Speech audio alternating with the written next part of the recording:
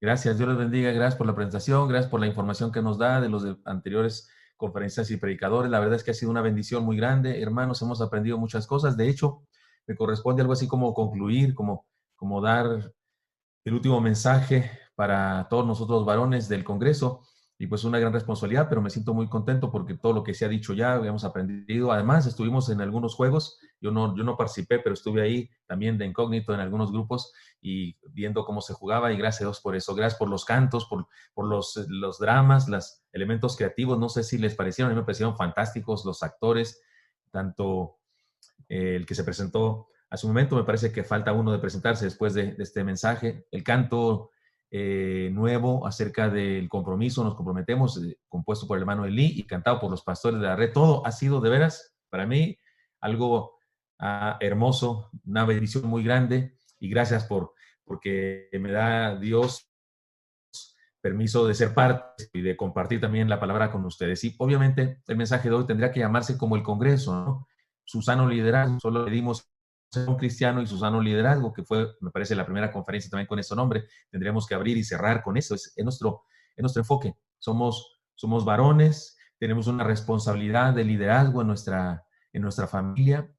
Hemos sido llamados por Dios para ejercer ciertas actividades de bendición para los demás, y entonces ese es el meollo. En eso estamos pensando y queremos aprender para crecer en el Señor y cumplir nuestro papel. El texto que quiero usar para meditar en él es 1 Tesalonicenses 4:4.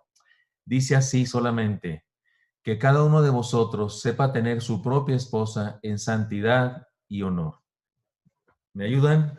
Si tienen una Biblia cercana, y decimos: la palabra de Dios contenida en este libro es la verdad que acepto creer, es la enseñanza que me comprometo a seguir y es la esperanza que me atrevo a confesar. Nada me impide recibirla, nadie me evitará que la haga parte de mi vida, y por ningún motivo dejaré de proclamarla. Estoy aquí para leerla, oírla y vivirla diariamente. Amén. Señor Santo, háblanos, te pido otra vez. Gracias por todo lo que nos has dado ya, por todas las bendiciones que nos has enseñado, el camino, las huellas, las directrices que nos has dado, Señor, en todas las enseñanzas, conferencias, sermón. Pero ahora, una vez más, tienes algo para nosotros, decirnos algo más, Señor, para concluir. Te pedimos que lo hagas. Háblanos, te lo pedimos en Cristo Jesús. Amén. Una vez más, el texto base de esta meditación: que cada uno de vosotros sepa tener su propia esposa en santidad y honor. Solamente es, por supuesto que voy a usar otras porciones de la Escritura, voy a usar el conocimiento que ya recibimos en las otras conferencias, pero para sintetizarlo todo en esta palabra tan breve del apóstol, que dice que cada uno de vosotros, varones, sepa tener su propia esposa en santidad y honor. El día de hoy, hermanos, déjenme plantear el problema. El día de hoy se percibe una clara intención malvada en el mundo para destruir al ser humano, destruyendo la familia. Eso lo podemos ver clarísimo. Una señal de esta triste verdad está en la generalizada manía de ridiculizar la figura masculina, la figura del padre, en el hogar, en programas de televisión, caricaturas y películas. Mire, el asunto es muy sencillo. ¿Cómo destruir al ser humano? Destruyendo su familia. Y una manera o una clave para destruir su familia es destruir la imagen del varón, del papá, su, su función, su identidad como líder de la familia. Hay una intención clarísima en el mundo con respecto a eso. Déjeme decir solamente, porque no se trata de una conferencia donde yo dé mucha información acá, pero déjeme decir solamente unas cosas que nos ayudan a entender esto. Por ejemplo, en todas las caricaturas y en muchos programas de televisión, la imagen del varón es ridiculizada. Desde los supersónicos, pasando por los Picapiedra y culminando con los Simpson. En todas esas caricaturas, el varón es un patán de primera, es un bruto insensato de primera, no sirve para nada. Se mete en líos por donde quiera, y su esposa, que es más lista, regularmente es más lista, lo saca de líos siempre, lo saca de problemas siempre. Y dije solamente 3 casos por si usted no era muy, ¿cómo se dice?, muy aficionado a las caricaturas y a ver la televisión, pero acuérdense del supersónico, era un inútil, nos caía bien, era lindo, era una persona interesante en el sentido de gracioso y demás, pero si lo analizamos, siempre la regaba, no atinaba una sola. O sea, hablando así como en la lógica humana, uno no le dejaría a su hija casarse con él, con alguien como él tan bruto. Pedro, ¿qué me dice de Pedro Picapiedra? Y por supuesto, ni hablar de Homero Simpson. Programas de televisión, también, no solamente caricaturas, también hay uno muy famoso en Estados Unidos, se estudia desde el punto de vista psiquiátrico y psicológico este programa que se llama Married with Children o Casados con Hijos. En este programa es el colmo de la, del ridículo que hacen ver al varón, al hombre. Tiene todos los males. Sucio, ignorante, bruto, egoísta, etcétera, etcétera. Hablando de los Simpson, yo no lo veía, pero me contaron una historia muy interesante que cuando cumple años su esposa, le regala a su esposa una bola de billar con el nombre de él. O sea, vio usted, si usted sí era aficionado a los Simpson, este es la manera de ridiculizar al varón. O sea, es egoísta, es ignorante, es bruto, insensato. Incluso había un programa de televisión que se llamaba, me parece, Seven Heaven, Séptimo Cielo. Era un programa de televisión donde había una familia de pastores, una familia pastoral. O sea, los protagonistas de este programa eran una familia pastoral. Estaba el papá, el pastor, su esposa y me parece que dos hijos, hombre y mujer. Aún en este programa de televisión, con tintes, no sé, de evangelio religioso, aún en este programa, el varón no daba una. Regularmente tenía líos muy graves. Tenía personas a las que aconsejar de conflictos que tenían familiares y no sabía qué decirles. Pero claro, cuando llegaba a su casa, su esposa era muy linda, muy sabia y le aconsejaba. Y podemos decir que detrás de él estaba su esposa, como se dice por ahí, pero era el poder detrás del trono. Esto no lo digo yo, estoy diciendo solamente algunos matices de este problema, pero no lo digo yo, lo dicen investigadores que han descubierto que sí hay una especie de manía en el mundo de la televisión, de las caricaturas, por ridiculizar la imagen del varón, del papá. Es bastante difícil encontrar un programa, una caricatura, una película en donde el hombre, el varón, sea persona sabia, sea una persona limpia, sea una persona que ama, que entrega la vida. Es difícil encontrar eso. Regularmente la intención es ridiculizar la posición del varón. Algunos podrían verlo solamente como un chiste. Ah, pastor, qué exagerados son esas personas, son investigadores. Es gracioso, es un chiste, pero no lo es. Se trata de una estrategia macabra cuyo origen podemos identificarlo claramente en el enemigo de nuestras almas que anda como león rugiente, dice la palabra del Señor. Porque, insisto, si usted quiere, puede investigar un poco y meterse al internet y analizar eso, la imagen del varón en el mundo del cine, en el mundo de las caricaturas y demás. No es algo que yo inventé esto, no es algo que yo descubrí, no soy tan listo como para haber analizado yo todas las caricaturas del mundo y todos los programas. No, es algo que investigadores, personas han analizado y han descubierto eso, que existe una especie de manía, yo digo que no solamente es una manía, sino una intención de denigrar la imagen del varón como padre, como mentor en la familia, como líder en la familia. Hay una intención de borrar el aspecto positivo del liderazgo de los hombres. El asunto, insisto, es muy, pero muy serio y no tiene nada de gracioso. Tan serio que también se han hecho estudios y se ha descubierto que muchos jóvenes crecen sin una figura masculina y sin una mentoría sobre ellos, sin alguien varón que ejerza liderazgo sobre ellos. Y esto constituye en sus vidas un faltante, una ausencia que les produce una desgracia. Por ejemplo, déjenme mencionarle algunas estadísticas que nos dicen cómo afecta esto de no tener la imagen de un varón, un tutor, porque puede ser el padre, pero también puede ser tutor, un liderazgo espiritual de un varón sobre la vida de la persona. Hay algunas estadísticas que nos dicen cómo afecta esto a los jóvenes de nuestro tiempo. Por ejemplo, se dice que el 63% de los jóvenes que cometen suicidio eran personas sin una imagen paterna. O sea, de los jóvenes que se suicidan, se ha descubierto que una de las causas es esa justamente, la ausencia de un papá, de un tutor, de un hombre sabio con autoridad espiritual sobre su vida que les asista. 63%. 90% de los jóvenes sin hogar, niños de la calle, vagabundos, tienen esta característica. Más el 90%. O sea, fueron personas sin una imagen paterna. En su casa no estaba un papá, no había una imagen que le soportara con autoridad espiritual sobre su vida, con consejo, con dirección. 85% de los jóvenes con comportamientos desordenados en las escuelas, 85%, se ha encontrado que una de las causas es esta, justamente la ausencia de un padre. El 80% de los violadores, el 80% de los violadores se ha descubierto, esa era una faltante, no tenían un papá. 71% de los desertores en la universidad, 71%, 75% de los adolescentes en centros de rehabilitación por las drogas tienen esta característica. No estoy diciendo que es la única razón, entiéndase eso, hay muchos factores. Estos tipos de problemas son multifactoriales, se dice así, tiene muchas otras razones, pero una de ellas muy poderosa, y miren nomás los porcentajes, es la ausencia de un papá. Y 85% de los jóvenes en las cárceles acusan de carencia de un papá, un mentor, la imagen, la figura de un varón sobre sus vidas, ya sea su papá, su abuelo, un tío, un mentor, un alguien.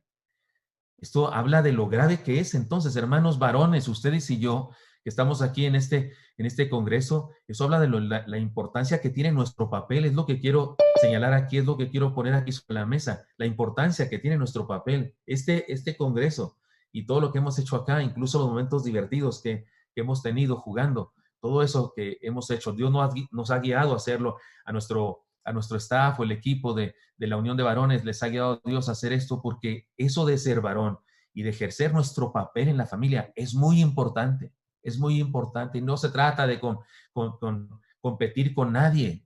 Los cristianos sabemos que hombre y mujer, la mujer no es sin el varón no es sin la mujer, eso lo sabemos, nos complementamos mutuamente, pero cuando pensamos en nosotros los varones, tenemos que pensar en nuestra responsabilidad, en nuestro trabajo, en nuestra tarea, porque debemos hacerlo. Porque es evidente que cuando no lo hacemos, es evidente que cuando el varón está ausente, cuando el varón no cumple con su responsabilidad, cosas se desordenan por completo en la vida de una persona, en la vida de la familia y en la sociedad completa. De hecho, ha habido antropólogos, sociólogos que han llegado a decir el problema número uno en la sociedad es que es una sociedad sin padres. Hay quienes han dicho eso, es una sociedad sin papás. De hecho, se dice que el 50% de los hogares tienen ausencia de un papá por el incumplimiento de la tarea de los varones. La palabra nos demanda a los varones ejercer nuestro liderazgo de esposos, nuestro liderazgo de papás. Hacerlo o no hacerlo es un asunto vital que repercute en nosotros mismos, repercute en nuestro matrimonio, repercute en nuestra familia y por supuesto que repercute en nuestra iglesia y por supuesto que en la sociedad completa. Por eso digo que hay quienes incluso han llegado a decir que una señal de la sociedad moderna y una causa de todos sus problemas es, yo digo que entre otras cosas, es la ausencia del padre, la ausencia del papá. Muy bien, entonces pensar en nuestra responsabilidad, en nuestro trabajo de esposos, de papás, de mentores, de tutores, de líderes de nuestra casa, es importante. Consideremos entonces lo que la Biblia nos manda a los varones para ejercer sabiamente nuestro liderazgo. Les propongo, y no le puse así de nombre al sermón, pero podía llamarse el ABC del varón o del sano liderazgo, o el ABCD, porque en realidad son 4 letras, A, B, C y D. La primera letra, la letra A. Aprendamos a ejercer un liderazgo sano. Primeramente, aprendamos a ejercer un liderazgo sano. El texto que es la base de nuestro mensaje dice que cada uno de vosotros sepa.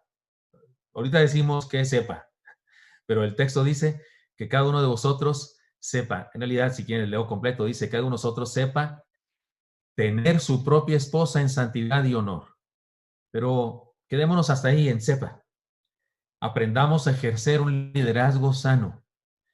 Si la exhortación del apóstol es eso, que es que debes saber tener, y luego habla de la esposa, ahorita explicaré eso, porque eso, ese texto estoy seguro que las feministas lo han de odiar porque les va a parecer patriarcal y opresor, pero es palabra de Dios y vamos a estudiarlo, pero dice que cada uno de nosotros sepa.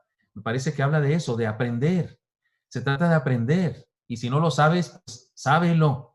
Si no se sabe cómo hacerlo, pues hay que aprenderlo. Aprendamos a ejercer un liderazgo sano. El liderazgo del varón, dice este pasaje entonces, es algo que se debe aprender.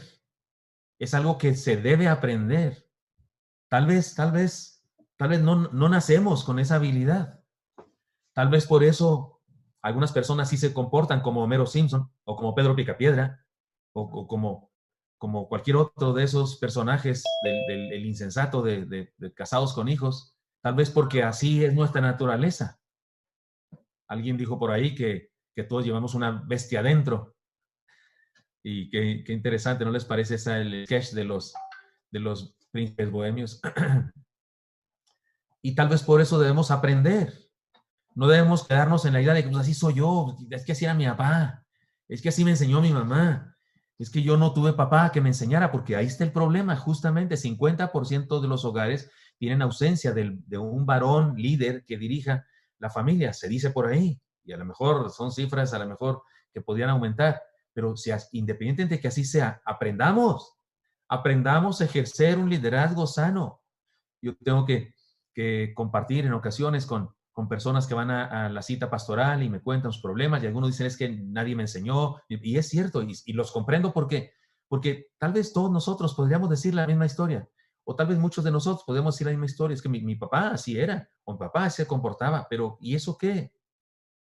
Ahora tenemos conciencia nosotros, deberíamos aprender. El liderazgo del varón es algo que se debe aprender. El liderazgo del varón requiere esfuerzo, requiere aplicación, que yo me ponga a investigar, a analizar, que me consiga a alguien que me enseñe si es necesario. Ahora en Cristo, no, hombre, en la iglesia tenemos eso.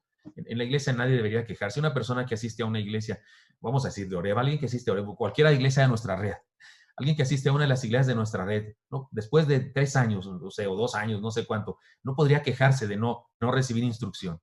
Decía en el grupo en que yo estuve observando los juegos, decía un hermano que no es de nuestra iglesia, es de la iglesia, la Villa de Oreb, pero el hermano asiste a todos los retiros de matrimonios y asiste a todos los congresos de varones. El hermano de Oreb, perdón, de acá con nosotros, él dice, yo asisto siempre, es cierto, es cierto. Lo que hacemos en nuestra red, lo que hacemos en nuestras iglesias, trae capacitación a las personas. Después de un tiempo de recibir esa capacitación, ninguno de nosotros debería quejarse de no haber recibido instrucción. Porque sí, el liderazgo del varón es algo que debe aprenderse, es algo que requiere esfuerzo, poner atención, analizar. Además, el liderazgo del varón no es un asunto natural, sino una decisión acompañada de esfuerzo. Es una decisión acompañada de esfuerzo. Observemos a los niños en las guarderías. No son compartidos, no son compartidos. Tienen luchas entre ellos. No comparten su lonche, no comparten sus juguetes. Hay cierto grado de egoísmo, un cierto grado, enorme grado, en todo ser humano. Cuando son niños se nota eso. Cuando vamos creciendo, vas aprendiendo que no puedes, que tienes que compartir porque si no te quedas solo y vamos compartiendo en ocasiones más forzados que otra cosa, pero vamos creciendo. De hecho, la madurez se puede observar, se puede analizar. Hay señales de madurez cuando aprendemos a compartir. Las personas que más comparten son personas más maduras. Las personas que aún de viejos siguen sin compartir son personas inmaduras. Se quedan en la infancia, ¿no? El egoísmo de la infancia. Así es que tal vez no es natural esto en nosotros, pero entonces tiene que ser una decisión acompañada de esfuerzo. Quiero ser, voy a ser, me comprometo, como dice el canto lema de este congreso, porque tenemos un canto lema de la Unión de Varones, pero este otro canto, me comprometo, es el canto lema de este congreso. Me comprometo a ser un varón con sano liderazgo. El liderazgo del varón es sano cuando es un aprendizaje que se desea con pasión. El liderazgo del varón es sano cuando es un aprendizaje que se desea con pasión. Pablo está exhortando a los varones a los que le está escribiendo, porque es un texto para varones, y le dice que cada uno sepa, está diciendo algo así como que el que último en llegar es un huevo podrido o algo así, que cada uno sepa.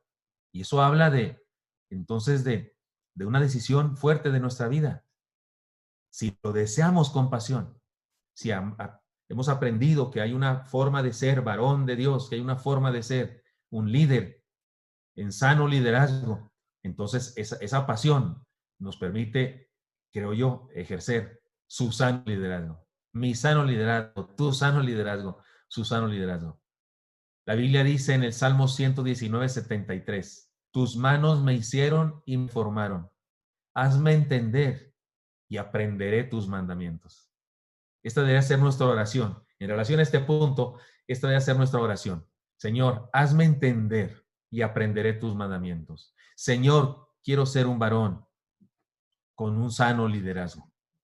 No me enseñó mi papá, no podemos quejarnos lo que quiera un ratito. No me enseñó mi papá, no me enseñó mi abuelito, es que en mi casa no era así, es que nadie me enseñó, es que crecí fuera de casa, yo no sé. Podemos quejarnos un rato, ya nos quejamos, sí, un tiempo determinado, ya dio la vuelta a la mercancía, ya, nos acabamos de quejar, basta de quejarnos más. Y ahora nos ponemos las pilas y aprendemos y nos esforzamos en aprender. Y aunque no sea natural a nuestra naturaleza de varón, aunque no sean lo natural es querer que todo nos sirva, en lo natural es, tal vez eso dicen algunos, querer que todo gire en torno a nuestro, pero nos esforzamos por aprender, ponemos pasión en nuestro deseo de aprender y lo lograremos. Aprendamos a ejercer un liderazgo sano. En segundo lugar, letra B, bauticemos a nuestra gente en el liderazgo del amor. Bauticemos a nuestra gente en un liderazgo del amor. Ustedes saben que la palabra bautismo significa sumergir. En la Biblia se usa no solamente para hablar del bautismo en agua, se usa también para hablar de sumergir otras cosas. Entonces usémosla en ese término. Bauticemos a nuestra gente en el liderazgo del amor. Yo enseño que la Gran Comisión, que dice bautizando en el nombre del Padre, del Hijo y del Espíritu Santo, significa que donde quiera que usted y yo llegamos, en vista de que el Padre está con nosotros, el amor del Padre está con nosotros, la gracia del Hijo está con nosotros, el poder del Espíritu Santo está con nosotros, a donde quiera que llegamos, bautizamos a esas personas que nos rodean en el amor del Padre, en la gracia del Hijo y en el poder del Espíritu Santo. Bueno, pues ahora les propongo que como líderes, como varones de casa, bauticemos a nuestra gente en el liderazgo del amor. El texto dice, tener su propia esposa. Comenzó diciéndonos el pasaje que cada uno de vosotros sepa, tiene que ver con aprendizaje, y ahora dice tener su propia esposa. Debo decirles algo sobre la interpretación de este pasaje. La palabra que se traduce esposa en el original griego, en realidad es la palabra vaso. En el original griego no aparece la palabra esposa, aparece la palabra vaso. Pero imagínense que usted y yo leyéramos así, que cada uno de vosotros sepa tener su propio vaso. Nadie entendería nada. Su propio vaso, como, pues yo sí tengo el mío, miren, aquí yo tengo, por cierto, aprovecho para tomar agua. ¿Qué querrá decir eso? Evidentemente es metafórico. Evidentemente es metafórico. Algunas personas piensan que la metáfora se refiere al cuerpo humano, a nuestro cuerpo. Que cada uno tenga su cuerpo, su propio cuerpo, sano. Tal vez algunos opinan, de hecho, muchas versiones de la Biblia, algunas versiones de estas modernas como tipo paráfrasis de la Biblia traducen así, que cada uno sepa tener en santidad su propio cuerpo. Y tal vez se basan en lo que dice 2 Corintios 4:7, pero tenemos este tesoro en vasos de barro para que la excelencia del poder sea de Dios y no de nosotros. Y hay otros pasajes de la Escritura en donde sí, aparentemente se habla de nosotros, de nuestra individualidad como de un vaso. Nuestra versión traduce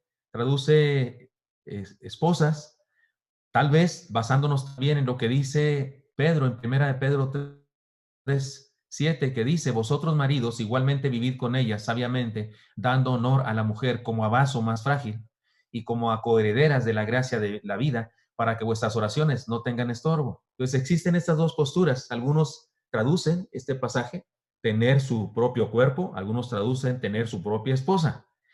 Yo quise inclinarme hacia un lado de la esposa, porque finalmente la Biblia dice que somos uno, somos una sola carne. Entonces, aunque se refiere a mi cuerpo, igual se refiere a mi esposa, porque somos una sola carne. Entonces, punto. Entonces no hay discrepancia, entonces no hay controversia. Se refiere a lo mismo. La santidad mía es la santidad de mi esposa, porque somos una sola carne. Entonces, tal vez, pero tomémoslo así como dice nuestra versión. La versión 60 traduce tener su propia esposa. Y quiero usar esa versión entonces para esta enseñanza que dice que bauticemos nuestra gente, es decir, las personas de las que somos líderes, bauticémoslos en el liderazgo del amor. La Reina Valera sí traduce que cada uno de ustedes sepa vivir con su mujer santa y decorosamente. Perdón, sí, la Reina Valera contemporánea dice que cada uno de ustedes sepa vivir con su mujer santa y decorosamente. Ahora bien, la frase tener su propia esposa, concentrémonos en eso, porque ya decidimos que así vamos a interpretar su propia esposa. Tener su propia esposa ofendería a las feministas por aquello de tener. A mí nadie me tiene, yo soy libre, a mí nadie me tiene. La idea de tener, poseer, que para algunas personas les suena a someter. Hay personas que incluso no les gusta la idea de ser un solo cuerpo. Hay personas, he oído cristianas mismas, que no les gusta la idea de ser uno solo. Pues eso dice la Biblia, eso dice este libro, pero hay gente que no, porque son tan individualistas. Algunas personas son tan individualistas que no les late la idea de ser uno solo con alguien más. No han entendido la gloriosa experiencia que significa hacerte uno con otra persona. Hay personas que no les gusta la idea porque sienten que se trata de discriminación, hacerse uno con otra persona, algo así. Pero, insisto, tener tu propia esposa, esta sola frase ofendería a las feministas por aquello de tener, poseer, y le suena a ellas a someterse. Sin embargo, conviene que expliquemos este concepto que en Efesios 5:21 y que varios de mis amigos pastores que predicaron antes abordaron, especialmente el hermano Juan Carlos Guajardo, en Efesios capítulo 5, donde el apóstol Pablo habla de la familia y exhorta a todos los miembros de la familia. Le dice al esposo que ame a su esposa, le dice a la esposa que respete a su marido, le dice a los hijos que dejan a sus padres, le dice a los padres que no provoquen a ir a los hijos. Incluso se mete con la servidumbre de la casa y le dice a los esclavos que sean respetuosos y que obedezcan, y le dice a los amos que sean buenos con sus esclavos, perdonen. Es decir, se mete con todos los elementos de la familia. En ese pasaje, en donde se le dice a la mujer que esté sujeta y que se someta a su marido, ya lo hemos dicho muchas veces, comienza diciendo el versículo 21, someteos unos a otros. De hecho, hubo una pregunta que se hizo en la mesa redonda, que si el hombre también se somete, a mí me hubiera gustado responder. No quise hablar mucho en esa mesa redonda porque algunas de las cosas las iba a decir aquí en mi sermón y no quería espolear mi sermón, pero yo hubiera querido decir, sí, claro que sí, digámoslo con todas sus letras, claro que sí, el varón también se somete a la esposa, por supuesto, el texto dice someteos unos a otros, claro, eso del sometimiento es mutuo, sería una insensatez y por eso critican algunos religiosos porque nos resistimos a decir que el hombre también se somete, por supuesto que sí, y no solo a Dios, porque hablamos de que sí, nos sometemos a Dios, no, también a la esposa. El hombre también somete a la esposa, claro que sí. Este es mutuo, someteos unos a otros en el temor de Dios, así dice el texto. O sea, no debería darnos miedo hablar de sometimiento. Ahora bien, creo que el problema es el siguiente, sometimiento en el contexto de la familia y la palabra de Dios debe entenderse de manera distinta que como se usa en el mundo. La palabra someter es una mala palabra, la mayoría de la gente no le gusta eso de someterse, es más, se utiliza en la lucha libre, en las luchas de la UFC, uno puede ganar por knockout técnico, por decisión o incluso por sumisión. Y significa que le tuerces el brazo, le tuerces la cabeza, hasta que él dice, ya, tapear, se dice, ¿no? Ya, por favor, ya, ahí muere. La palabra misma tiene una carga de ponzoña, de veneno, pero en sí misma la palabra no lo es, no es mala. En la Biblia se interpreta la palabra de una manera diferente. Déjeme explicarlo. Someter en la Biblia tiene que ver con ponerse bajo cobertura. De hecho, ustedes y yo nos metemos cada rato de muy diversas maneras. Le voy a poner un ejemplo. Vamos al doctor y nos dice, acuéstese aquí, nos acostamos. Abra la boca, abrimos la boca. Estamos sometidos. Estamos sometiendo, nos ponemos bajo la cobertura del doctor. Le concedemos autoridad sobre nuestro cuerpo, que nos ausculte, que nos analice, nos pone aquí para saber de la hidratación y acá para saber la temperatura y acá el baumanómetro. En mi caso hasta me ponen los electrodos para ver mi corazón, porque es que voy con mi doctor, me hace un electrocardiograma por los antecedentes que tengo. Y eso estoy sometiéndome, estoy poniéndome bajo su cobertura.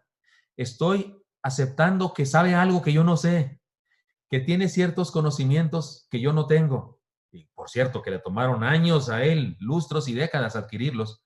Y me someto a su escrutinio, a su análisis. No es tan malo. Cuando voy a la escuela, me siento ahí como pajarito en el nido, con mi mente abierta. Los pájaros tienen una boca muy grande, ¿no es cierto? Y me someto al maestro que da enseñanza. Sí, en el caso de los cristianos somos sabios y no todo lo que nos dan de comer no lo comemos, pero ahí estamos, abriendo nuestra posibilidad de aprendizaje para que nos digan algo. Someter no es tan grave. Significa ponerse bajo cobertura. Otra manera de decirlo es reconocer la bendición de la influencia de alguien. Someterse también tiene que ver con la bendición, perdón, el reconocer la bendición de la influencia de alguien. Alguien tiene influencia sobre mi persona y lo acepto. Y eso es someterse. Es aceptar la bendición de un compromiso de vida. Uno regularmente se somete a alguien con el que ha establecido un compromiso, y hay niveles de compromiso, con el que ha establecido un compromiso. Mi compromiso con el doctor es un cierto nivel. Yo le pago la consulta, él me analiza, me da una receta, ese es el nivel de compromiso.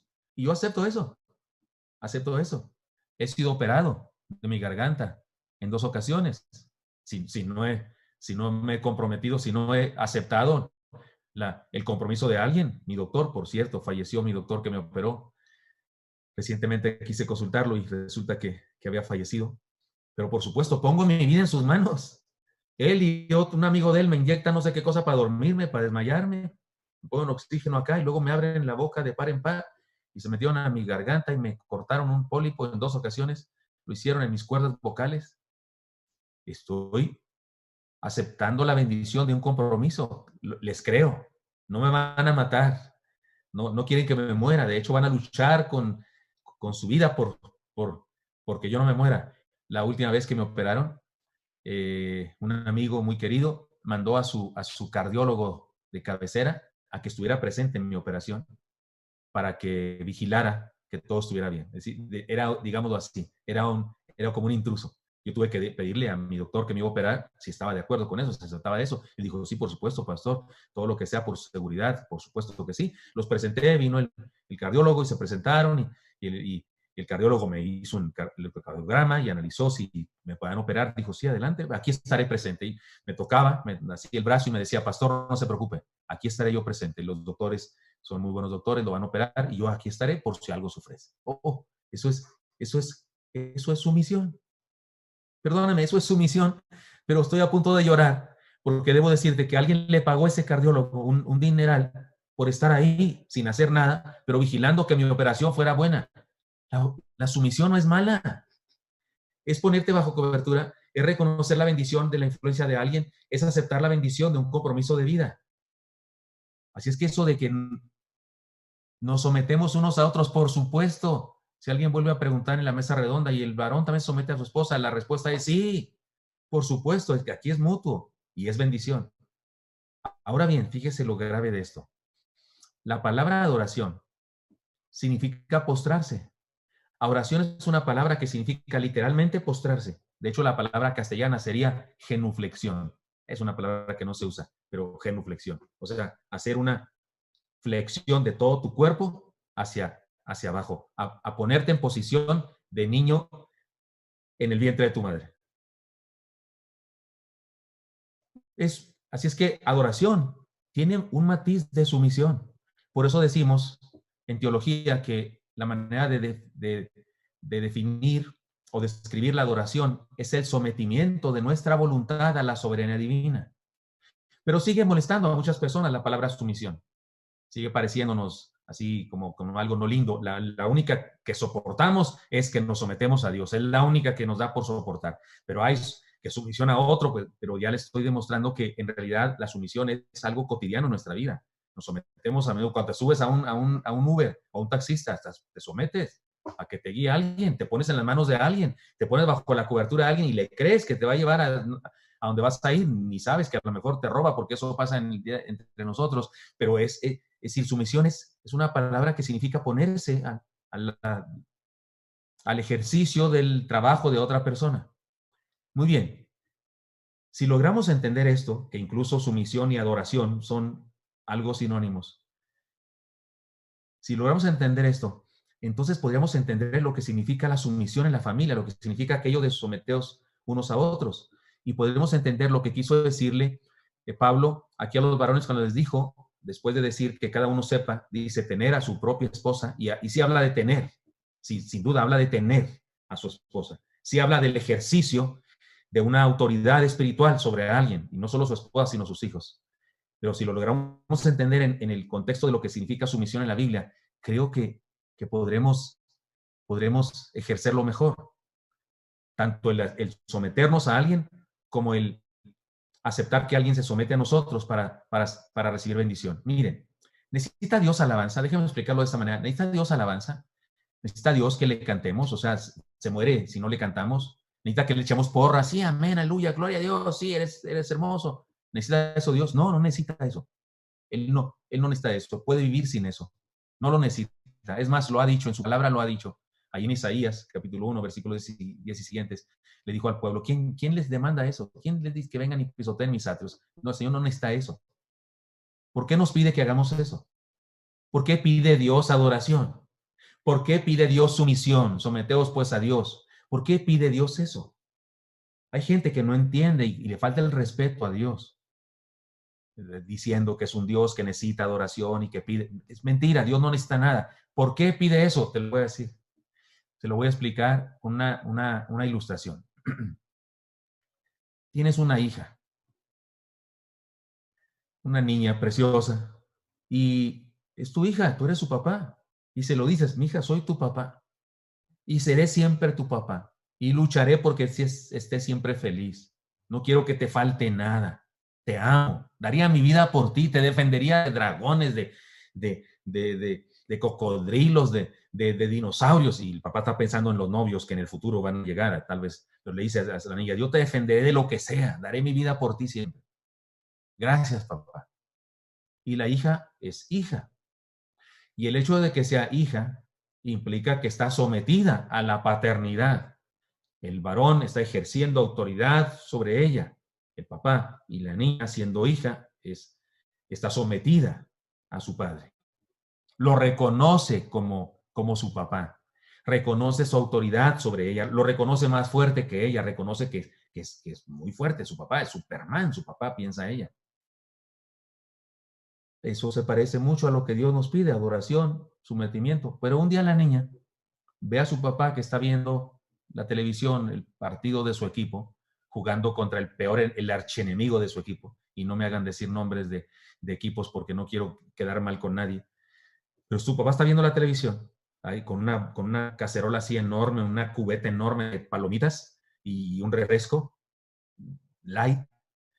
Y entonces la niña lo ve y aunque quiere unas galletas que están en la alacena de más arriba de la cocina, no quiere molestar al papá. Y entonces se va a la cocina, pone una silla, sobre la silla pone un banco, sobre el banco pone una olla de cabeza y se sube sobre la olla para subirse y jalar las galletas y en eso se desequilibra y sacarrácatela, se cae de la olla que estaba arriba del banco, que estaba arriba de la silla, que estaba sobre el piso y se da un soparrazo e incluso se saca sangre de la cabeza y el papá va con la niña y le dice, mija, ¿pero qué te he dicho? Si aquí estoy yo, ¿por qué no me llamaste para que te ayudara y te bajara tus galletas? Si me lo pides, ya sabes que todo te lo doy. Es que te vi jugando, viendo tu partido de fútbol y no quise molestarte. Podemos decir, si me estoy entendiendo, dando a entender con esta parábola de la vida real, con este ejemplo, la hija cometió un error grave. Se salió de su cobertura, se salió de su sumisión a su padre y quiso hacerlo por sus propias fuerzas. Yo lo voy a bajar y mi padre está ocupado. Yo lo voy a hacer. De alguna manera, aunque no es grave, es una niña, pero de alguna manera, como que dijo, no lo necesito. Yo lo puedo hacer por mí misma. No lo voy a molestar. Mejor lo hago yo solita. La razón por la que Dios nos pide adoración y nos pide sumisión, sometimiento, es esa. Porque nos beneficia a nosotros. Porque Él nos protege. Porque cuando lo adoramos, porque cuando nos sometemos a Él, estamos bajo su cobertura. Él nos bendice, nos cuida. Y de hecho, el acto de salirnos de su cobertura, el acto de no someternos a Él, en nuestro caso, hablando de Dios ahora, es gravísimo. Es una falta de respeto, es no reconocerlo como el Todopoderoso que puede hacer cualquier cosa en nuestra vida. Y es creer que el Todopoderoso somos nosotros y lo podemos hacer por nuestra cuenta. Entonces, si entendemos eso, queridos hermanos, si entendemos eso, podremos comprender mejor el asunto de sumisión. Cuando Dios nos pide adoración, está pidiendo que reconozcamos nuestra necesidad de su protección. Cuando Dios nos pide adoración, está pidiendo que nos pongamos voluntariamente bajo su gracia. Cuando Dios nos pide adoración, está pidiendo que le permitamos bendecirnos.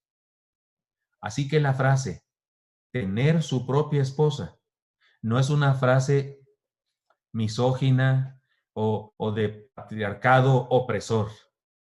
Lo que le está diciendo Pablo a los varones es esto: protégela, satisface sus necesidades. Es tu responsabilidad bendecirla. Es tu responsabilidad cuidarla. Lo que pase con la vida de tu esposa, querido varón, es asunto tuyo. Bendícela, cuídala, protégela, sea un caballero, sea un príncipe que luche por ella. No, no le está diciendo otra cosa, no está diciendo sométela, porque a la mujer ni todo el amor, ni todo el dinero, porque a la mujer le da la mano y se agarra el pie y sométela, y si no entiende, pues dale con todo. No, no está diciendo eso, no está diciendo eso, está diciendo que debemos aprender, porque el liderazgo sano es algo que se aprende, pero debemos aprender a ejercer liderazgo que bendiga, que bautice a las personas bajo nuestro liderazgo, que las bautice en un bautismo de amor. Habla de protegerla, de satisfacer sus necesidades, de cuidarla. Y eso mismo, eso es lo mismo que un varón debe hacer con los hijos al ejercer su liderazgo. Y eso es lo mismo que una esposa, pero este no es congreso de mujeres. Pero también es lo que una esposa debe hacer con su esposo también. También la esposa ejerce una autoridad sobre su esposo. Y también la esposa es una heroína que bendice a su esposo también. Es decir, que nuestro liderazgo es bautizar a nuestra familia en la protección de Dios. Letra C, hemos dicho dos cosas. Letra A, aprendamos a ejercer un liderazgo sano. Letra B, bauticemos a nuestra gente en un liderazgo de amor. Y letra C, comprometámonos a vivir. Nuestro lema, de nuestro canto lema de este congreso, comprometámonos a vivir en santidad. La demanda es que nuestro liderazgo sea un ministerio que bendiga a los miembros de nuestra familia, pero que los bendiga en el sentido más profundo y significativo, que los bendiga en el sentido más profundo y significativo, en el área espiritual. Nuestro liderazgo de varones comparte fe. No es correcto. No, es una distorsión del plan original de Dios, que en las casas, que en muchas familias, la que dirija espiritualmente el hogar sea la esposa, que la que esté dando lata con que leamos la Biblia, con que vayamos al templo, con que nos conectemos al culto, con que hay que orar, sea la esposa. Qué bueno que lo hace la esposa, qué bueno esa ayuda idónea, qué bueno que lo hace, pero no debería hacerlo como luchando contra el varón. No debería ser el varón un enemigo de ese ministerio, no, debería ser el promotor principal de eso. Muchas mujeres en la mesa redonda salió a relucir eso.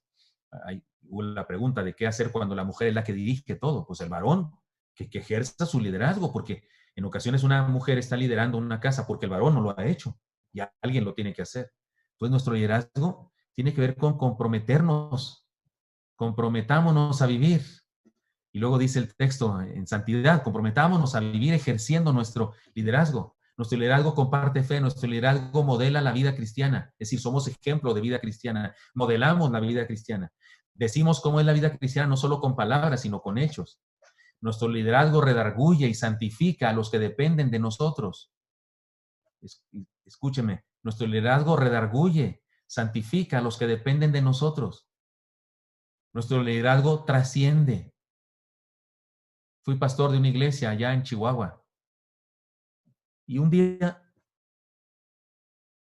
sin conocer yo a un grupo de muchachos, llegaron buscando al pastor, hicieron una cita, tenía una rústica oficina porque era una congregación allá en el Cerro de la Cruz, no había pavimento en la calle, era muy sencillo el templo y demás, pero recibía a sus jóvenes, unos jóvenes muy bien vestidos, llegaron en un carro que apenas cabía en la calle, porque es una calle chiquita que apenas cabía un carro y ese carro apenas cabía, de tan grandote que estaba, de esos carros que se vendían por metros, recuerden hermanos, aquellos carrazos. Llegaron a verme y llevaban unas cajas y me dijeron, pastor, venimos a verlo porque somos hijos de fulano de tal, me dijeron, del nombre de su papá, no lo conocía, pero me dice, nuestro papá murió. Y nuestro papá de alguna manera lo conocía a usted. Ni sabía yo dónde me había conocido, era yo muy joven. Dice, y él dejó en su testamento que trajéramos esta ofrenda para su iglesia. Llevó unas cajas de himnarios y de Biblias. Eran muchas cajas. iba a poder darle a mi congregación, que no era muy grande, 2 Biblias por cabeza y 2 himnarios, porque eran muchas cajas. Y nos regaló himnarios y Biblias y un sobre con una ofrenda para la tesorería de la iglesia, para lo que hiciera falta. Cuando hicieron eso, que me entregaron eso, me compartieron la razón, estaban emocionados, estaban con sus ojos llenos de lágrimas. Les invité a quedarse al culto. Se quedaron al culto. Les presenté, le compartí a la congregación pequeña que yo tenía lo que había sucedido. Hice una invitación a aceptar a Cristo, a seguir al Señor. Todos ellos, todos esos muchachos se pusieron de pie. Todos estaban llorando. No sé cómo fue su perseverancia después de eso, pero una cosa sí me queda clara.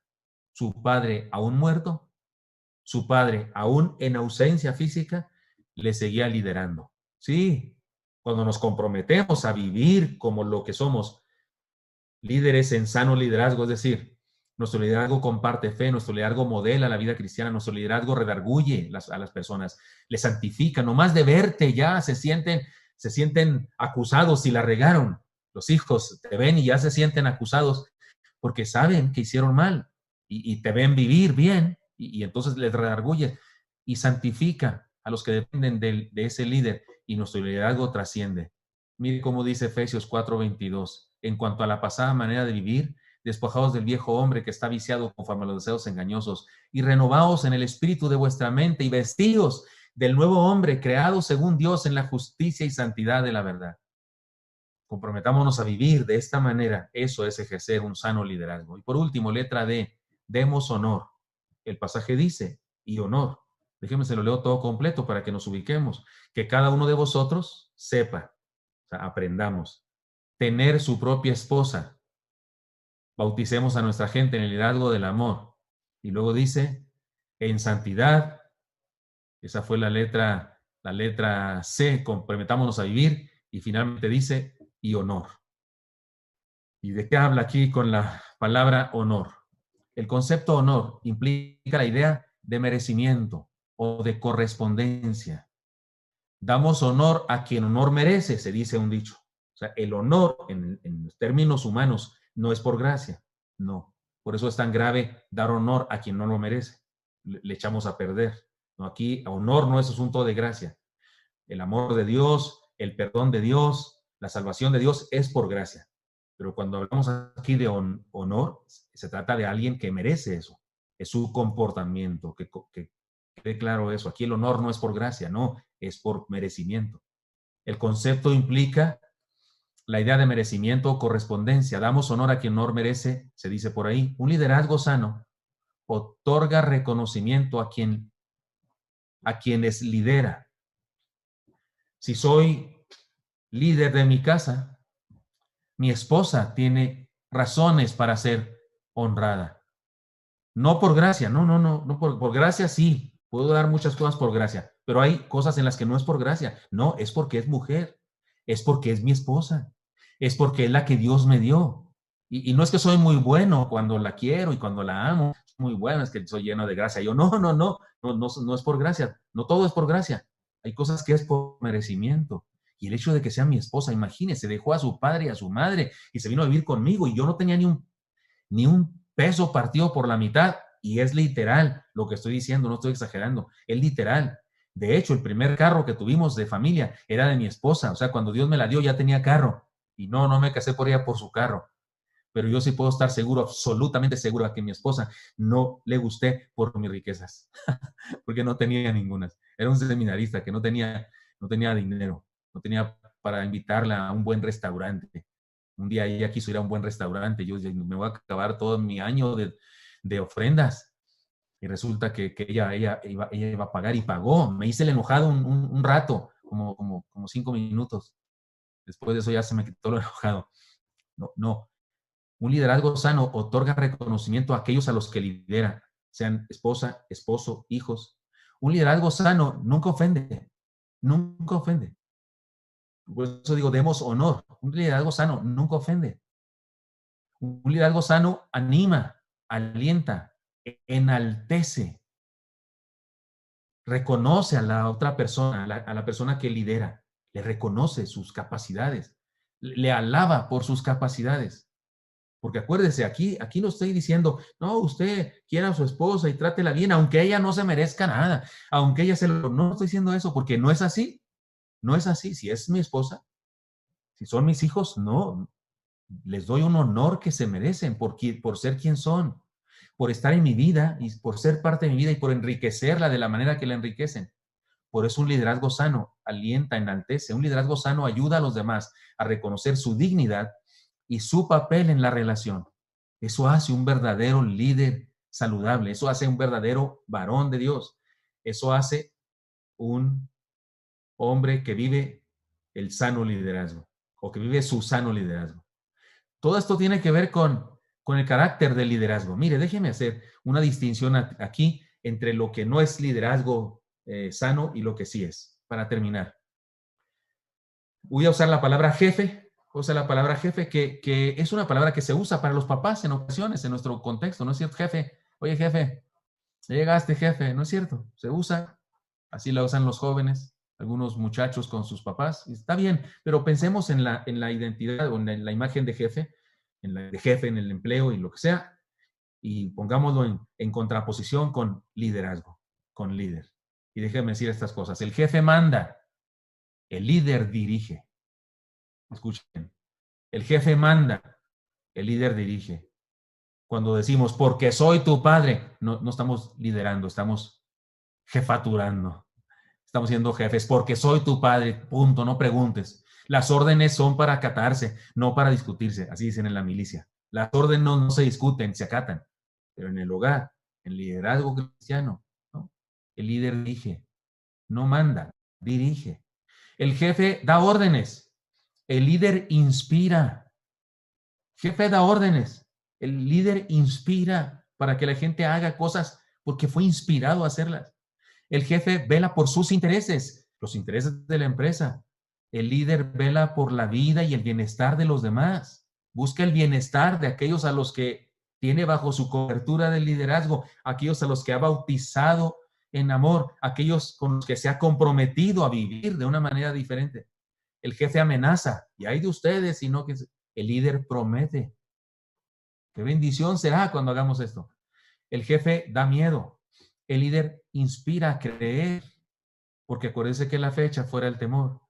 El amor echa fuera el temor. El jefe impone, el líder ejemplifica. El jefe tiene que pagar para ser obedecido. Por eso hay jefes en los trabajos.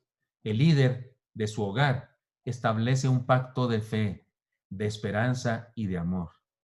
No tiene que pagarle a nadie. Ya hay un pacto entre ellos en la familia. Eso es un liderazgo saludable. El jefe da miedo. El varón lidera su casa, da honor a su mujer y por ende da honor a sus hijos.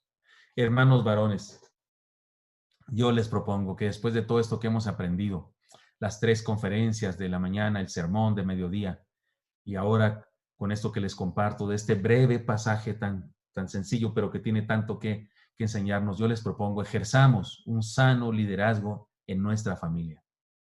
El mundo en que vivimos, tiene una carencia, según dicen los estudiosos, la carencia grave de la ausencia del sano liderazgo de un papá, de un mentor, de un líder espiritual.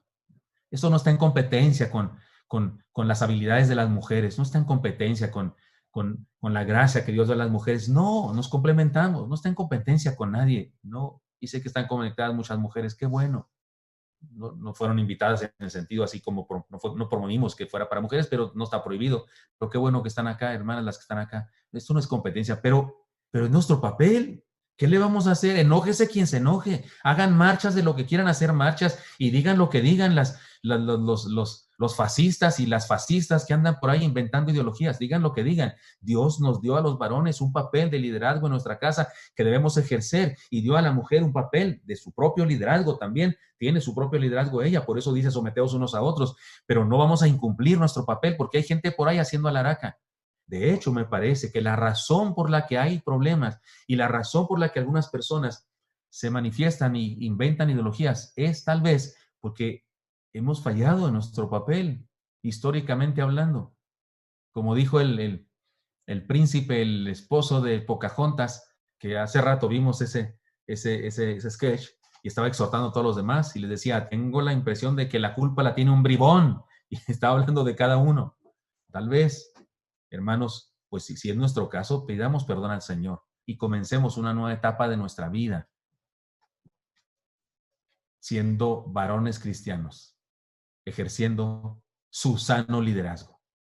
Padre Santo, te doy muchas gracias porque me das permiso de hablar con mis hermanos varones. Yo, varón, junto con ellos, he sido impresionado por tu palabra. Hemos sido llamados, Señor, a cuentas por tu palabra, por las conferencias que hoy hemos escuchado de todos tus siervos, incluso por los sketches que se han hecho, Señor, que tienen gracia, nos dan risa, pero que tienen una enseñanza punzante, tienen un gancho al hígado en cada chiste y nos hace pensar. Y los cantos, Señor, y los que se compusieron para exaltar nuestra responsabilidad como varones. Gracias por todo eso. Nos has hablado y te pido, Dios, que mis hermanos y yo, varones, podamos tomar decisiones de ahí a nuestra conciencia, en nuestra mente, en nuestra reflexión personal. Tomemos decisiones serias para convertirnos en varones tuyos, en sano liderazgo o para perfeccionar eso en nuestras vidas. Porque estoy seguro que hay muchos varones ejerciendo un liderazgo, esforzándose por crecer, pero te pido que a todos nosotros, ya sea que comencemos a ejercer nuestro liderazgo como tú nos mandas, o que perfeccionemos esa tarea, pero que nos bendigas a todos. Pongo en tus manos a mis hermanos que están tomando esta decisión.